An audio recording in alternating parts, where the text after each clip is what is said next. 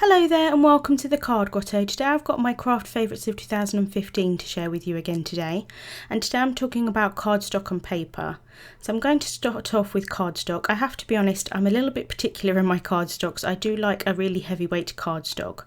So for my white cardstock, I generally use this cardstock, and this is the Papertrey Ink Stamper Select White cardstock.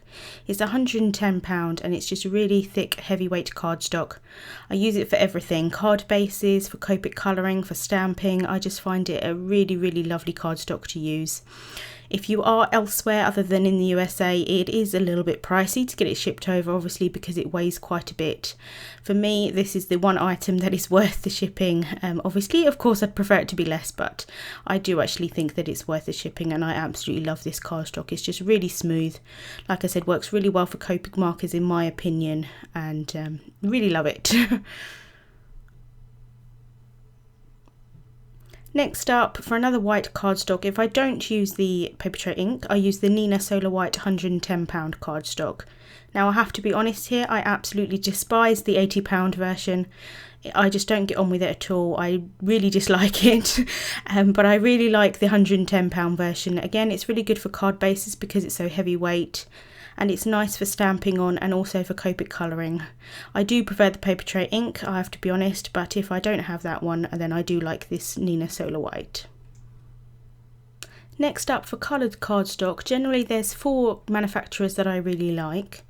So the first one is the Papertrey ink cardstock. Again, it's £110, the same weight as their white cardstock. Comes in loads of pretty colours and it does match their ink pads, which is really nice.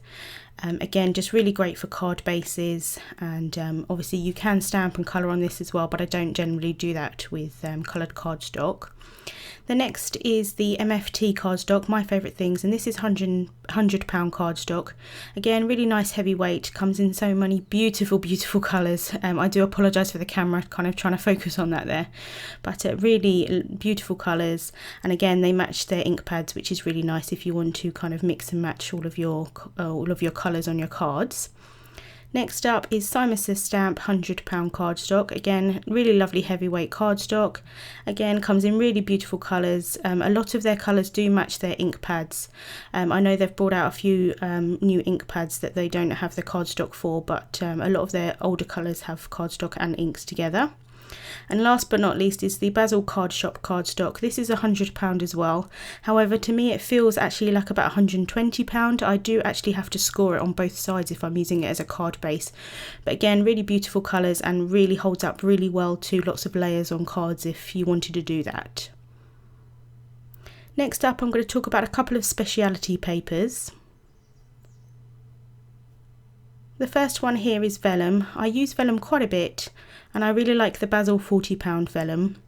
It's kind of like a cardstock, but obviously, as you can see, it's still got some transparency to it, but it holds up well if you want to emboss on it because it's a little bit thicker. Just really beautiful Vellum.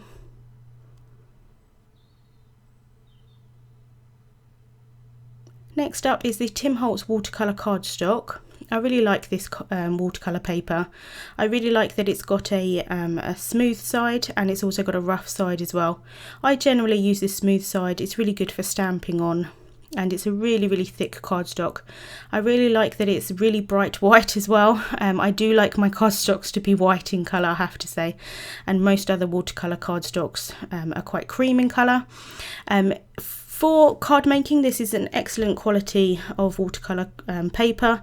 If you were to do like artist colouring, I would suggest getting a higher grade artist's paper, but this is really good for card making and I really like it a lot, and it's great that it comes in the smaller size sheets as well. Next up is the Fabriano Classico 5. This is a watercolour paper as well.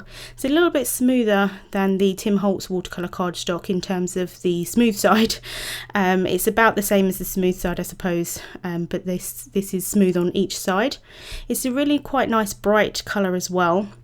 I really like this for using coloured pencils on. It has a little bit of a tooth to it, so it's good for the coloured pencils. I haven't actually used it for watercolouring, but since this is a watercolour cardstock, I think it would still work quite well. It is a 50% cotton watercolour paper. So again, I'd probably go for a higher grade if I was using it for paintings, but it's really thick and really nice, and it's kind of like a hot press texture, but really, really nice paper, especially for coloured pencils. Next up is patterned paper. I have to be honest, I go through phases with patterned paper. Sometimes I really like it and use it a lot, other times I just don't use it at all. But two pads that I've really liked this year are the My Favourite Things pads and the Echo Park paper pads. I really like kind of plain geometric patterns and kind of like a tone on tone. So this is the My Favourite Things Fresh Squeezed Chevron paper pad. I really like that they're all 6x6. I tend to just use 6x6 pattern papers because I am a card maker. I don't generally do any other kind of scrapbooking or anything like that. But as you can see, really pretty colours, kind of matches their cardstock colours, which is really nice as well, that everything matches. And next up is the Echo Park Dots and Stripes Winter Collection. I love these colours, really beautiful purple in there and some turquoises and a nice dark blue and a grey. I keep my paper pads, once I've opened them, in these little packets here. These are actually for cards, if you wanted to make a large card and then sell it. But I really like them for keeping my pattern paper together. And as you can see, there's lots of dots in this paper pad. Although it's called Dots and Stripes, this one is all dots. And there's kind of larger dots and smaller dots. Really, really pretty, and I really like this paper pad a lot. I do have a giveaway to share with you again today, and my giveaway today is the My Favourite Things Calm and Cozy Chevron 6x6 paper pad. Really, really pretty. I love the colours in this one. The same design as the one that I already shared, but just different colours. Really pretty. So to enter the giveaway, you just need to go over to my blog, and I will have a link in the description bar and also on screen. And over there you'll see the instructions on how to enter the giveaway. And it will be open until the 5th of January 2016, and it is open internationally. Thank you so much for watching today. I hope to see you tomorrow for my last instalment of my Craft Favourites 2015.